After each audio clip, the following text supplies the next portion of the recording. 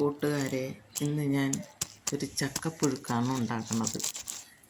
എൻ്റെ പ്ലാവിൽ നിന്ന് ഞാൻ എടുത്തോണ്ട് വെട്ടി വെച്ചേക്കുന്ന ചക്കയാണിത്. തുണ്ടാന്ന് വെച്ച് ഇനി അതിനെ ഇറുത്ത് പറക്കി എടുക്കണം. വെട്ടി വെച്ചിരുന്നു, അതിനെ ഇറുത്ത് പറക്കി ഞാൻ ചക്കപ്പുഴുക്കുണ്ടാക്കി. ചക്ക തേങ്ങ തിരുവി തേങ്ങാപ്പാൽ പിഴിഞ്ഞ് അതിലിട്ട് വേവിച്ച് റെഡിയാക്കി വെച്ചേക്കുകയാണ്. തേങ്ങാപ്പാലും ഉപ്പും കൂടെ ഇട്ട് ഞവടി കുറച്ച് വെള്ളത്തിൽ അതിൽ ചക്കയിട്ട് വേവിച്ചാണ് റെഡിയാക്കി വെച്ചിരിക്കുന്നത്.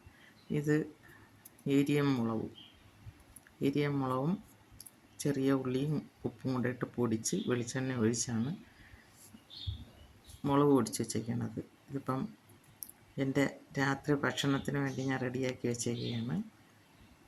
ഷുഗറുള്ളത് കൊണ്ട് ഷുഗറുകാർക്ക് ചക്ക കുഴപ്പമില്ല, അതുകൊണ്ട് ധൈര്യമായിട്ട് കഴിക്കാം, വയറ് നിറച്ച് കഴിക്കാം. അങ്ങനെ രാത്രിയത്തേക്ക് വേണ്ടി ചക്കപ്പുഴുക്കും മുളകും പൊടിച്ച് വെച്ചിങ്ങനെ മുളകും എൻ്റെ മുളകിൽ കായ്ച്ചതാണ്. അത് എരിയൻ മുളകെന്നും മാലി മുളകെന്നും പറയും.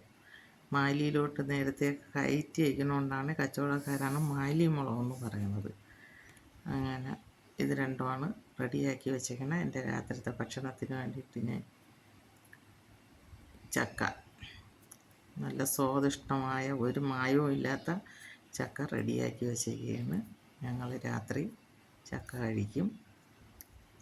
ഉച്ചത്തേക്കാണെങ്കിൽ ചക്ക കറിയായിരിക്കും വയ്ക്കുന്നത്. ചക്ക ഉടച്ചേറിയ അവിയൽ അങ്ങനെ എന്തെങ്കിലുമൊക്കെയാണ് വയ്ക്കണം. ഇന്ന് രാത്രിത്തേക്കായതുകൊണ്ട് ചക്ക വെച്ചതാണ് ഇന്നത്തെ രാത്രിത്തെ എൻ്റെ വിഭവമാണ്. എല്ലാവരും ഈ ഷുഗറുള്ളവരെല്ലാം ഇതുപോലെയൊക്കെ രാത്രിയെ കുറച്ച് കഴിച്ചിട്ട് കിടക്കണതാണ് നല്ലത്. വേറെയുള്ള ആഹാരം കഴിക്കണേക്കാളും ചക്കയാണ് ഏറ്റവും നല്ലത്.